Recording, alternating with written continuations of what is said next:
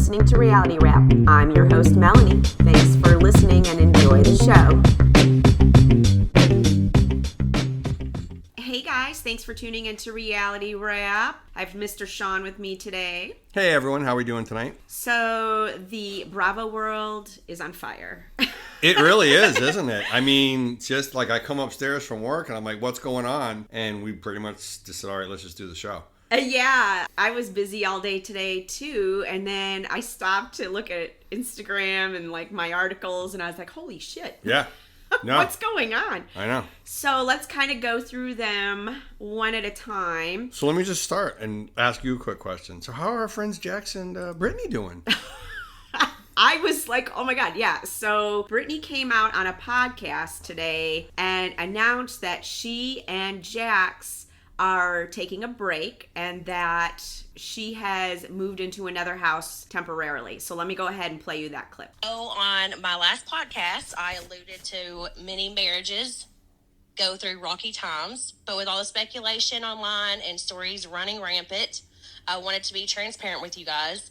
Yes, marriages in general are very hard, and I've had a particularly rough year in mine this past year.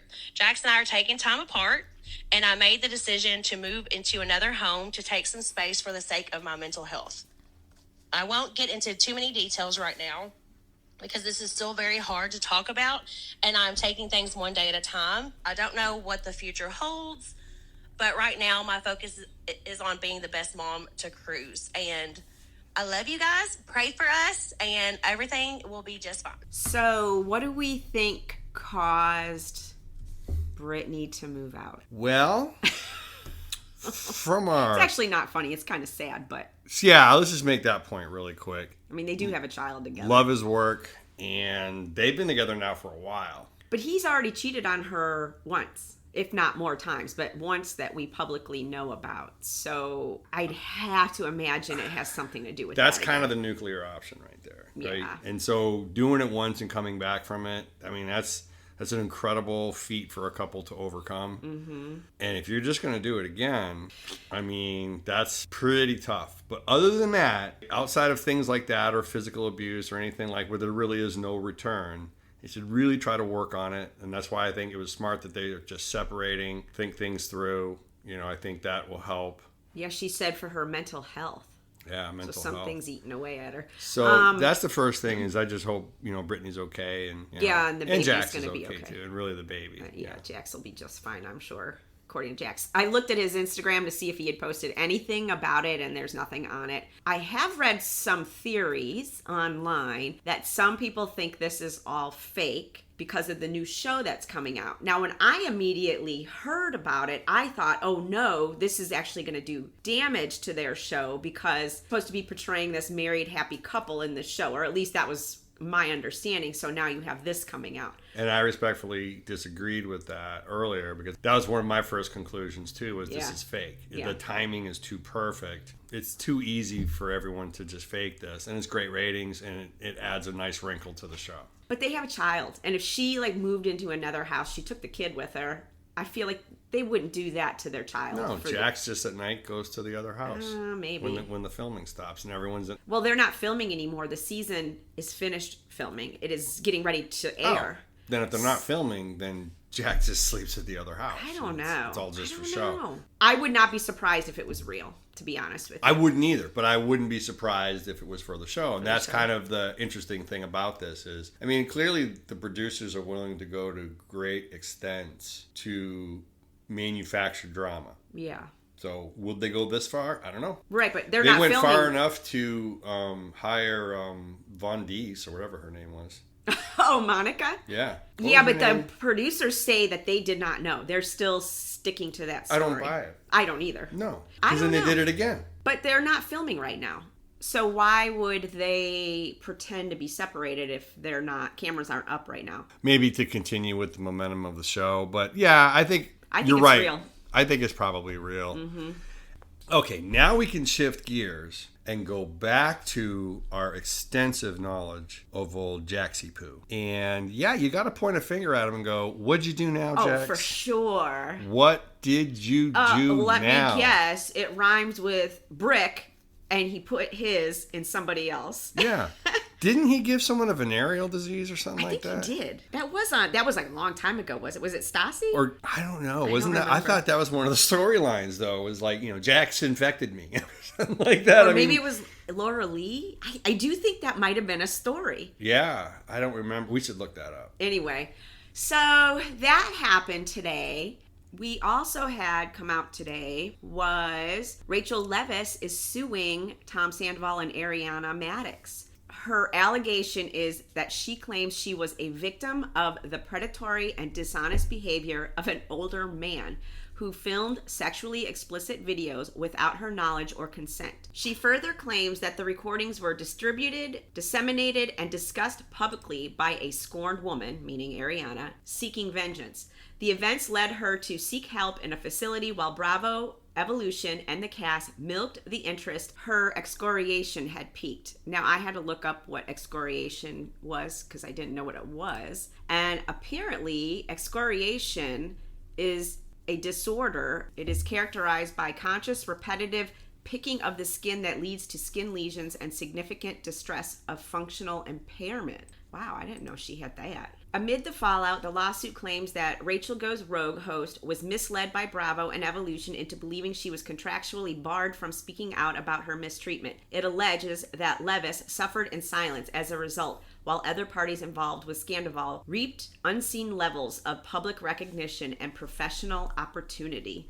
The documents continue. Meanwhile, Leviss, who was humiliated and villainized for public consumption, remains a shell of her former self, with her career prospects stunted and her reputation in tatters. Well, yes, I do feel like the way she was completely dragged across social media was way over the top. But, I mean, she kind of made her bed and laid in it. You know what I mean? If Ariana went onto Tom's phone and distributed that private data like that is true. I don't know what the recourse is, but morally, I think you're crossing a line now. Clearly, though, Rachel already crossed the line. We've covered that. We've talked about it a million times. But I think now I've at least seen an example where Ariana has crossed the line for me. In addition to compensatory, special, general, and consequential damages, Leviss seeks that Madix and Sandoval cease distribution and destroy all copies made of the alleged explicit video.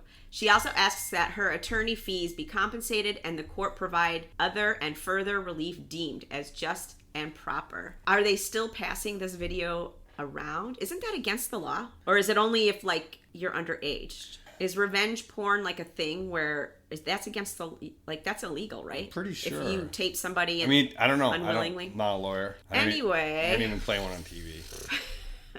So that came out today. Yeah, I can't stand Tom, so whatever. It's typical. I know. He is the kind of person, too, so that bad. would record that stuff on a phone. What just a dirtbag. On a phone! I don't know if she says she didn't know, but how do you not know if somebody's recording you? I don't know. But the fact that... Oh, that's easy. He just puts the phone in a spot where she's not looking. No. Sits it on the side. He wasn't He's good like to go. recording her like that. She was doing it like they were FaceTiming and he was screen recording her. Oh. Yeah. And so like, she was doing it into the phone. He didn't like secretly tape her and she didn't know. She was... I think she was like masturbating. That to his phone, though. Yeah, I think she was like masturbating to him while they were on like FaceTime or something. Or at least that's how I understood it. I don't know. The whole thing is screwed up. Yeah. I have not watched this week's episode. I started recapping Vanderpump Rules and I have given up because it's just so dark.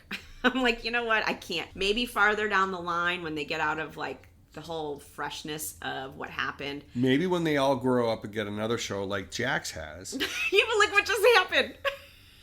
But I can't wait now to see my old pal Jax screw it up again. You know what I mean? I'm ready. I've missed him. It's been like 3 or 4 seasons since I've even seen him. Yeah.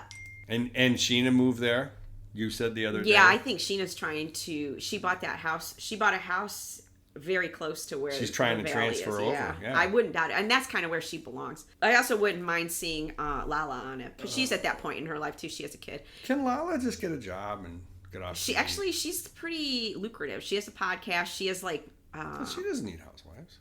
No, I mean. She is interesting to watch though. Yeah, I will say out of all of she got better. Like I did not definitely like Lala growing up in the first couple seasons. No. I just No, But yeah, I watched a little bit of this last season with you, and I thought definitely she seems to be moving in a forward direction. It's those while kids. Everybody else seems. Yeah, they really do. They mature the hell out of you. They make you grow up really fast. Yeah.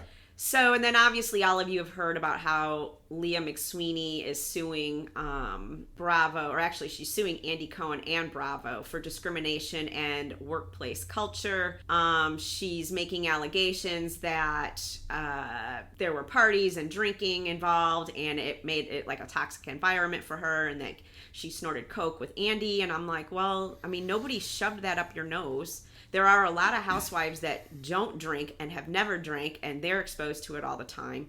So I'm kind of like, eh. I mean, was it Ramona's fault when she threw the tiki torch in the pool? Oh, when Leah threw the tiki torch in the pool? Well, that's when she had gone off the rails. At what point is Leah going to be an adult and be responsible for her own actions? Well, not only that, if the culture was so bad and it was making her fall off the wagon, and she's a known addict, she's talked about her... Why did you do a second season? Right, why did you do a second season? Why did you say you wanted to come back? And why did you do the Ultimate Girls Trip if it was so bad? If you knew you had problems and you fell off the wagon in season 1, that was when we saw her throwing the tiki torch and stuff like that, and she was drunk and like she was acting crazy because she fell off the wagon, and her mom was even like, I don't want to talk to you if you're drinking.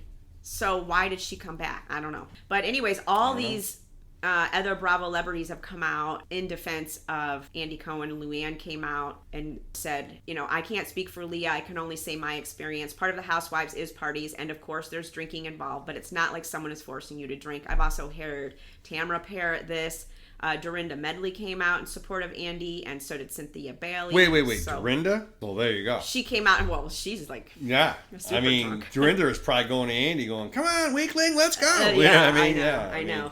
But anyways, at some point, you kind of have to hold yourself responsible for what you do and know, I'm in a bad situation. I need to step away. And she didn't. She stayed. She came back and said she wanted to come back again. They kicked her off the show and she was mad. Why would she be mad if it was a toxic place? If I was in a position to give advice, it would be to just simply say, look in the mirror and ask yourself if you're an adult and go from there. Yeah. Anyway, so we had that happen earlier in the week, which I'm sure you guys have all heard about. And then obviously we had Brandi Glanville's lawsuit come out last week that she felt sexually violated or whatever by Andy saying something. And I'm kind of like, I don't want to not downplay her feelings, but at the same time, I'm kind of like, well, I mean, you also say all kinds of terrible things, and like, look what happened with Caroline Manzo, and Caroline Manzo's suing Bravo because of it. So what a mess. Bravo is on fucking fire. I think there's a group of lawyers trying to make money, and they are just war dialing housewives, trying to get them to sue at this point. That is the general rumor, is there's a lot of stuff getting ready to come out. And so these little lawsuits, maybe they're just kind of jumping on the bandwagon. I don't know, but shit's about to go down. Maybe. And I don't want to minimize anything, anyone, claims like that, but we'll wait and see on that one. Yeah, I think it's just best to listen to both sides and get the data and wait. Yeah. Anyways, let's get to the real reason we're here today, which is our Real Housewives of Beverly Hills reunion part 1 recap, which aired last night. Overall, I'm going to give part 1 a C. And that is only because Crystal clocked in. I'm not going to cover everything that goes on in this part 1 because a lot of it kind of seemed like fluff or filler. I was like, who cares? What would you give it overall? I give it a B-. Wow, you always grade higher than me. That's so funny. Well, I like the dresses. I thought they were nice. Oh, okay. So let's go ahead and discuss the dresses. Now that I thought the set was nice. I thought the set was better. Yeah, what was it supposed to be? A backyard cocktail party? Something like that. Yeah, it was pretty. I had to laugh because I felt like Kyle's dress matched the AstroTurf. You kept calling her lawn. I was like, she looks like the lawn. She looks like the lawn. I like Andy's suit. He's good in a dark color. Better than I like him in dark colors. He wears gray suits all the time. He fades out with those. Who was your favorite dress now that you've seen everybody in motion? Favorite dress? Sutton. Yeah, mine 100%. too. Yeah. I did also like Crystal's. Now that we actually got to see it up close, it was pretty neat. The thing with Crystal, though, is I've never seen Crystal dress poorly, so it's kind of become like, oh, hey, yeah, Crystal looks good. Yeah. She looked great, though. I would definitely put her in the top 3 for sure. Who was your least favorite dress? Probably Dorit, because when she came out, there's a movie called The Emperor's New Groove, and when she walked out, I could only think of the villain Yzma as she walked out, and then she started making crazy eyes, and so it was very distracting when she dressed like that for me, because I thought her outfit was terrible. I agree. I did not like her outfit, and that little piece of hair that was like stuck to her forehead is bugging the shit out of me. I want to remove it and fix it and put it back with the rest of her hair. She said that she was going for fashion. I think she actually said fashion. Yeah. And she I was didn't. Yeah. No. I love the way Andy called her Hood. Was it Andy that said, "Hey, Hood"? I love you, Andy. Anyways, I'm jumping ahead. First, we see the ladies out in their trailers, and they're getting ready. Erica goes to Dorit's trailer, and Dorit shows her the text that Kyle had sent her the night before, basically saying, let's not bring up our issues on the reunion. Let's meet after the reunion and talk it out. And Dorit tells Erica, it's really weird considering we haven't talked for months, and then Kyle went on to that Amazon Live and really downplayed our friendship. So why is she now texting me the night before this reunion being like, hey, I really love you, let's work it out, but not talk about it on the reunion? And she felt manipulated by it. It's almost as if someone was trying to manufacture an outcome. Well, I think that's exactly what Kyle was trying to do. Yes. At first, I was kind of like, I don't know. Maybe she really was just reaching out. But then, after you put it all together, she was on the Amazon Live, Dorit and I aren't, really close friends and blah, blah, blah. And they hadn't spoken in months. And I was like, that is really weird that she would send it the night before. Erica agrees that she would also feel manipulated. And she's like, I hate all of this. And I can only imagine. Well, she did. I mean, Erica sat so upright and looked so uncomfortable last night. We'll get into that. I said it looked like she had to go number 2, and the whole night, she had shivers down her arm. Well, she was in between Dorit and Kyle. Anyway, so they all make their way to the set, except for Dorit, because she's getting her dress sewn. And when she came out, did you catch the look that Kyle gave her? She was like, Kyle gave her such a stink eye. And I'm like, I wonder if Dorit didn't respond to her text that she had sent the night before, and that's why she gave her the stink eye, or did Dorit say something very Dorit-like back to Kyle, and that's why she was giving her the stink eye? Either way, or did they slice in another moment where Kyle was looking at something else? No, she looked up at Dorit. Dorit was like, I was like, damn. It was a look. I think it was probably more just, hey. Well, she also looked at Annemarie later on too. She did. She was flashing looks all. Yeah, she all really night. was. Yeah. Anyways, so, they say hi to everybody. Andy brings up how Erica said that she wants Kyle to be held to the fire at the reunion because she was held to the fire at the last reunion. Kyle's like, when I first heard that, it really hurt my feelings. But then I realized that it wasn't personally directed towards me. I really felt like Erica was saying that because she wants everybody to get the same treatment that she has received in the past. And that she really feels like her and Erica are really good friends. Yeah, when we heard that clip, I thought I heard her say everyone, I didn't hear her single anyone out, did you? I don't know. I don't know if she said, I want you to... I'm coming after you, Kyle. I didn't hear Kyle's name, at least in the clip. Maybe she said it at a different point. I thought she said everybody. You better hold everybody accountable or something. Everybody, and that would include Kyle. But for then someone else to just make it all about Kyle doesn't make sense. I don't know. Maybe if there was more to the clip. I can't remember. Exactly. I remember seeing it a long time ago. But anyways, Andy asks Dorit how she feels hearing Kyle describe her friendship with Erica. And she's like, I actually got stuck on how Kyle felt hurt about the headlines that it hurt her, what Erica said, because it is the same thing as when I saw the headlines of her downplaying our friendship on Amazon Live. Kyle tells her, I only said that in response to all the things that you had been saying about me all season. So they kind of go back and forth. And this is where you see Erica sitting there kind of like, oh, okay, in between them. Kyle essentially says that we really don't have a close friendship like me and Morgan do, but that doesn't mean I love you any less. I really love you, Dorit. And she feels like Dorit was the one who was really bringing up all the attention about Kyle hanging out with Morgan. And I'm like, is she kidding? because literally it was everywhere. All the paparazzis kept taking photos of Morgan and Kyle together. Kyle did the video with her where she was suggesting they were lovers. It was a poor attempt at manipulation. Yeah, I was like, what are you talking about? You were posting yourself with Morgan all the time. Dorit says, it was all over the media. It wasn't because of what I brought up on camera that got everybody talking. It was already out there. Dorit then tells her, I'm not stupid. We hadn't talked in months. And then you sent me that text, and it really made me feel like you were trying to manipulate me. Kyle's like, yeah, it was not meant to be manipulative. And again, poor Erica stuck in the middle. Looking like she had to take a number 2. She did kind of like a, I'm going to toot. Yeah. Look on her face. Like when you have too much coffee.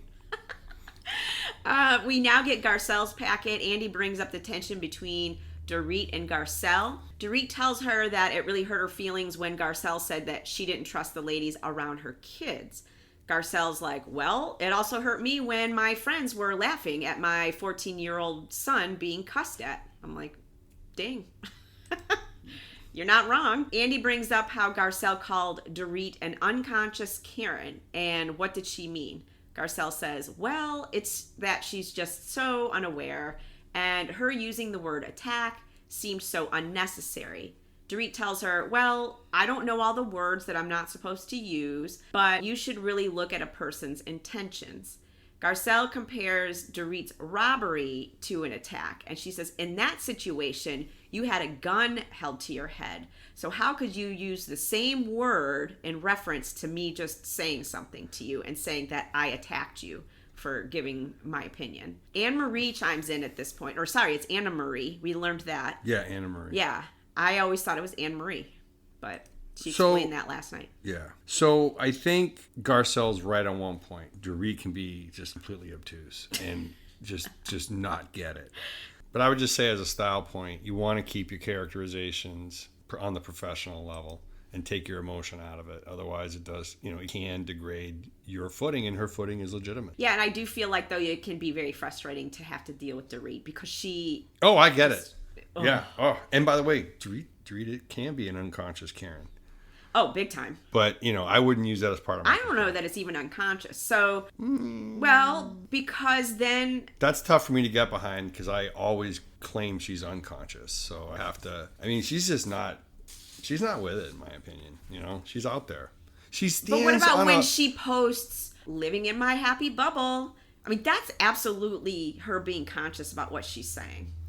I think that's passive aggressive, sure. Oh, yeah, big time. I guess. But before we get into that, Annemarie chimes in to defend Dorit at this point and said, when I was in the situation where Sutton accused me of yelling at her about her esophagus when I wasn't, Dorit was the only one who chimed in and said, she's not yelling at you. Garcelle, you were right there and you didn't say anything. And Garcelle just kind of blows it off.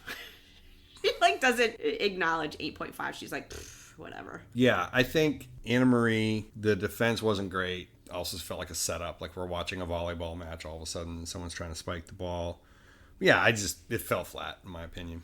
Yeah. Dorit then brings up how Garcelle said that she lived in a bubble. And Garcelle's like, correct. And then you went online after that aired and said that you're happy living in your little bubble. And Dorit's like, do you really believe that I did that to stick up my middle finger to you? And everyone was like, yeah, that's what it looked like. That's how I took it when I saw that. I was like, I can't believe we did, and she did it twice. She stuck both your middle fingers. I know, and I'm like, you literally just said, I'm trying to learn. I'm going to listen from now on. And then after the episode airs, she goes online and she posts this very passive-aggressive post about living in her happy bubble. I was like, what are you doing?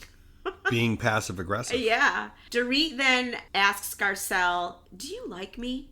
Garcelle's like, kind of. And I'm like, not for a minute do I believe that Garcelle actually likes Dorit. And if it wasn't for this show, Garcelle would have absolutely nothing to do with her. No.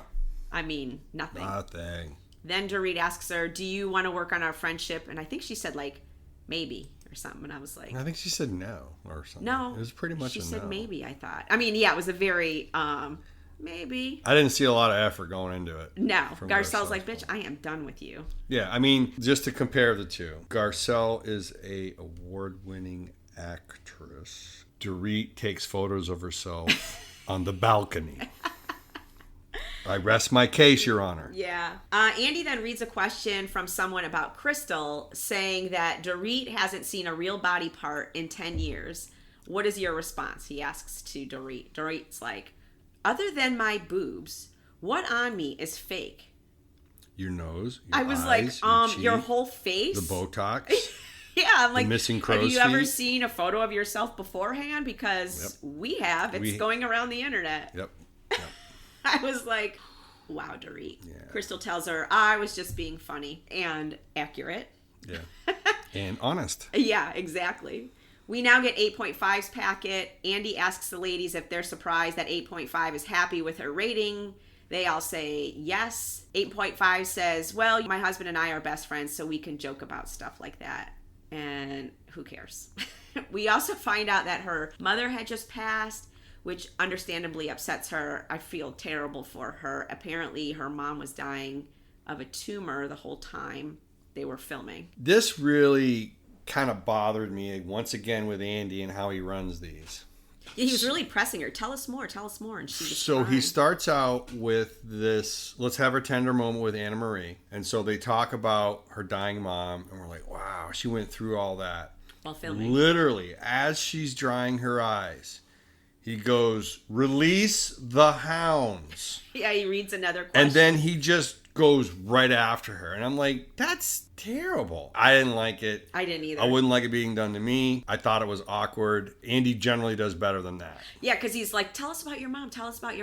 All right, well, let's lighten the whatever. And it wasn't. It's let's attack you. Now that we've made you cry. Well, he read somebody's question. Right. He knew what the question Yeah. would be. And I think she did great, by the way. And I think she went literally, she's like, all right, let's go. And she did fine. So honestly, I like her a little more even than I did in the last I cannot episode. stand her. I know. You're never going to forgive her. No. But I'm going to say I hope she comes back next season. Since they're going to can Monica anyways, Miles will bring back Annemarie.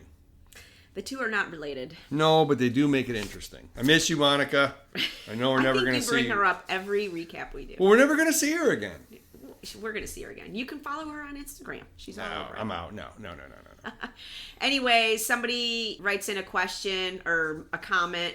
Andy reads it about Annemarie being opinionated for a newbie, blah, blah, blah. Who cares? Andy then asks Annemarie how she met Crystal. And she says that she met Crystal before the show started or before she was on the show. And she was really awesome. But once they started filming it, everything changed. Andy then asks about the misunderstanding of Crystal saying that Annemarie said she was a doctor and wondered if it was like a mistake. Crystal's like, no, I know what an anesthesiologist is because my half-sister is an anesthesiologist, so I know the difference. Annemarie tells us that when she first met Crystal, Crystal told her she was a housewife. Crystal interrupts and says, I never said that. I would never be walking around saying, I'm a housewife. She says that Annemarie is a proven liar, and did you not insinuate that I said that Sutton had an eating disorder twice? Annemarie then tells Crystal she's not going to yell, and then Andy asks her, what is the big deal about mixing up an anesthesiologist versus an esthetician? How do you say that stupid word? I don't know. Anyways, whatever that word is. And she explains that there's a lot of political turmoil that goes on between the two groups. And honestly... And apparently that allows you to blur the lines and call yourself a doctor at a party. I get it. Right? That makes sense. Oh, I didn't understand that there was political conflict between two organizations. I can see why, by the way. The doctors who went to school and became doctors Medical are school. mad at the group that are saying they're doctors. That would cause strife too. Well, I think it's more that the nurses are doing the same things as the doctors, but they don't get paid as much. I believe that is what the thing is between them. I'm not quite sure, but honestly, I don't. I didn't hear the thing. Like, if she said I'm basically an anesthesiologist, then I would lean to go with Annemarie. If she said I am in fact an anesthesiologist, then I would be with Crystal. But I don't know. I wasn't there. But yeah, we weren't there. So honestly, I also just don't Someone's care. being pedantic, though, for sure. Yeah. Andy then asks Annemarie why Sutton's esophagus story bothered her so much. And she says that The way it was presented to her was really odd. And at this point, Kyle whips her head over and looks at her. And I was like, oh, look at that. Kyle's a little worried that Annemarie's about to throw her under the bus. And now you know I want to see Annemarie next year because Annemarie has a big fat silver bullet set with Kyle. You think so? Yeah. I think Kyle set Annemarie up as just basically like a puppet. So, hey, let me give you some bad data. Then you can come in hot and just start going after it. Start gunning for Sutton. Start gunning for Sutton. Yeah. I mean, the way Kyle was giving her the stare down, I was like, oh. Yeah, that was very much of a, you better not say anything. Yeah. Annemarie apologizes to Sutton. She says, once I saw how I was acting. I'm sorry, Annemarie. Sorry. Annemarie then apologizes to her for her behavior, and she said, after I watched it this season, I was horrified by my behavior. Sutton tells her, well, it wasn't really the esophagus thing that bothered me. It was more that you were going behind my back and talking about it, saying that I was using this ailment to hide my eating disorder. I can only imagine and I'm not a big fan of old Marcellus, but when they sat down and watched that together and put the kids down and they were like, all right, let's watch a show, their jaws dropped, both of them, because they were like, oh, this is how it looks, right? I'm sure, there was editing and whatever, and so what her perception of what she was going to see versus what they saw was probably very, very different, and she learned a lot. Oh, what is that? That's Why did you esophagus. Oh, I did not think that's what that was. I know. So Sutton posted on her Instagram story last night a photo of her esophagus. I'm going to say a dirty word. That kind of looked like a vajayjay. It does. When I was talking to somebody on Instagram last night, talking about the reunion and how we thought it sucked. And he sent me that, and I was like, oh my God, what is that? He's like, it's Sutton's esophagus. I was like, oh, that's so gross. It's a real eye-opener. Yeah. Oof. Anyways. Well, that sucks, Sutton. I'm sorry going through that now that I've seen it. Thank you for sharing. So gross. During the break, Kyle tells them that Crystal ran into Lisa Vanderpump, and Lisa Vanderpump asked her who she was, and Crystal told her that she was on the show, and then Lisa asked if Kyle was still on the show, which, I mean, come on. We all know that Lisa, if she's not watching the show, she at least keeps up with what goes on the show. Her many interns are, yeah. I mean, come on. The fact that is Kyle still on the show? Even Andy was like, what? Come on. Kyle's like in the center. I know.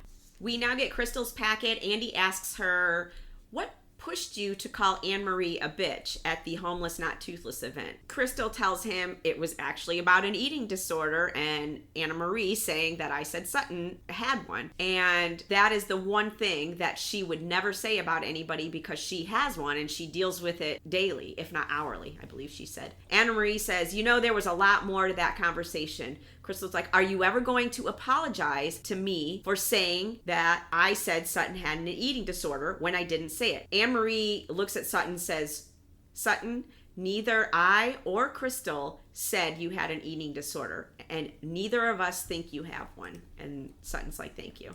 Andy asks about Annemarie saying that Crystal called all the women uneducated and how Crystal denied it. What did you guys make of her interview tape when she said that none of the women were educated in this interview tape? And I think they showed a clip of it, didn't they? They did. She's like, when people ask me about the show, I tell them that we have dumb conversations all the time. I was like, all right, Crystal. I guess, yeah, that's what you said. Annemarie interjects and says, Crystal, you're lying. And then brings up how Crystal had called Sutton racist at one point, and then how she backtracked it and said, oh, it was just a feeling I had. I made it up. Then Anne-Marie's like, I don't want to be a part of your system of lies. And Crystal claps back in the best way and says, you're not a part of it, so don't worry. I was like, yes, Crystal, where have you been? Yeah, Crystal, she rose to the occasion. Yeah, I mean, everyone likes Crystal, and I like her too. We need more of that, for sure. Andy then asks Dorit why she was so offended by the slight on her education. And in typical Dorit fashion, she stupidly replies, I think I'm the only one here with a college degree, as she's sitting next to a medical professional who had to go to extensive schooling for her profession. Not to mention, Crystal and Sutton both have college degrees, so I don't know why she made that point. No, but it does provide context into where she's coming from just about every time she pisses off Garcelle, and it's a place of ignorance. Oh, big time. Garcelle then makes a good point. She's like, you can still be smart and not have a college degree. And I was like, that is a great point. And you can also have a college degree and not be smart. So. Yep. Well, yeah, you can be educated and certainly not, have wisdom and stuff like that, right? You're great at taking tests and walking across the stage. Look at Dorit. Job. Dorit is definitely ignorant. Okay, I didn't want to say her name. I was just describing her achievement. Crystal doubles down and says, I'm going to stand by my uneducated comment, strictly on the fact that Dorit called me a child bride. Dorit responds by saying, they called Priscilla Presley a child bride. Crystal's like, yeah, but I'm Asian. Wasn't she like 14 when they got married? I thought they got married when she was 14, but she was actually 21. She was 14 when they met and they started dating. That's still gross. Well, how old was he? He was older, like by a lot. Like 15? No, he was 24. Ooh. That's the age of boyfriend that we beat up privately. Or get arrested. And then we give him a ride in our trunk. With a shovel. All right, back to our regularly scheduled programming. Garcelle then mumbles, see what I'm talking about, to Crystal. Crystal breaks it all down to Dorit and says, you are implying that I was a mail order bride. And Dorit's like, oh, I didn't know that. That's not what I was insinuating. I was like, oh my God. Crystal's like, I was 24 when I got married, after I had finished college and I built a company worth over $1 million. And this pretty much shuts Dorit down. And she's like, wow, amazing. Dorit, how much is your Beverly Beach made? I bet it's not even close to $1 million, if it's even in business anymore. I think there's a negative in front of her earnings. Yeah. Or what about your wedding dresses? How much is that made? Maybe she's selling photos of her standing on a balcony. We're now off to Kyle's packet. Andy asks Kyle where she is in the grieving process over Lorraine's death. And she's like, well, some days I just have to block it out because it's too painful. And other days I just can't get off the couch. Andy brings up the growing distance that has formed between Kyle and Dorit and feels that it started last year at the reunion when Dorit stood up for Kathy. And I was really upset that we didn't get to see Monster last night. She's not coming out until part 3. I saw it in the description. Unfair. She should literally be on the couch every episode. No. She doesn't need to be on the show. She wasn't on the season. I don't even know why she's coming. Because we always want a little Monster. No, I don't. Dorit tells Kyle that she wants nothing more than for her and Kathy to mend their relationship, and that she herself has an independent relationship with Kathy, and that she didn't want to get into the middle of it. Kyle's like, you don't even really know Kathy that well, and you and I were closer, and the conversations that we were having made me feel like you were disappointed with Kathy's behavior. Dorit tells her, only when you told me stories about her from the past that I don't want to bring up here, which I would love to know what those stories are. But didn't she text her to not bring up a bunch of stories right before the reunion? I don't know that she said stories about Kathy. She just said she didn't want to discuss the problem going on between them on the reunion. But maybe that was a little part of it. I don't know. But Kyle tells her, I'm not going to get into it because it's my family. And I'm like, yeah, that, and because you don't want Dorit to spill the beans about anything. So she kind of shuts it down. Yeah. And I was like, ah. Kyle then tells Dorit that she feels like last year Dorit just went along with whatever the opinion the audience was pushing. And then she brings up how at BravoCon, somebody got up and made a comment about Teddy. And they showed the clip and the guy was like, can you stop trying to make Teddy happen, or something along those lines. And that's not fair really to Dorit, right? She doesn't just follow the audience. She'll follow anyone's opinion. I don't think that's one of Dorit's problems, is she generally doesn't seem to have an opinion of her own. I don't know. I think she has a lot of stupid opinions that are strictly her Wow. Good grief. I thought you were going to stand up for her. I was like, oh, wow. Look at that. I don't. I think Dorit's kind of dumb. Now, okay, that's what I'm saying. But I don't think she's dumb. I think she is easily manipulated. And certainly the audience is going to manipulate her. She sees that as her livelihood, especially if PK's leaving her.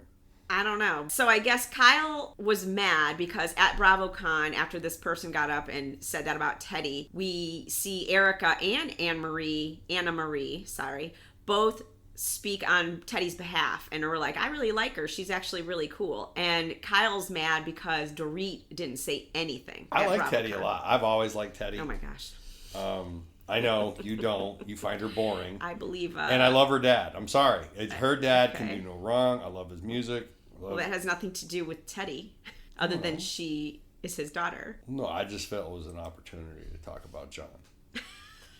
I love his music. Man. Dorit tells Kyle, I didn't want to indulge this individual. I just wanted him to go sit back down. And now you're upset with me for not defending another friend of yours. Kyle tells her, I feel like you cared more about what the audience thought than you did about Teddy. And then that's how this part 1 ends. Next week in part 2, it looks like Garcelle questions Dorit's robbery and thinks it's weird that a robber would leave the phone by the gate. And then we also see clips of Sutton and Kyle going back and forth. So I'm hoping part 2 is going to be a little bit more interesting. Obviously, they're going to save all the Kyle and Mauricio stuff for part 3. And that's when Kathy comes out. Oh, maybe Kathy's coming in some sort of support.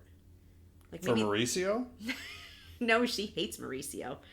No, in support of But wouldn't Kyle. That be a twist? That would be a big twist. Took Mo's side. Yeah. Anyways, that is all we have for you guys today. We will be back next week with part 2 of the Real Housewives of Beverly Hills reunion. So we will talk to you then. Bye. Happy leap year. You dork.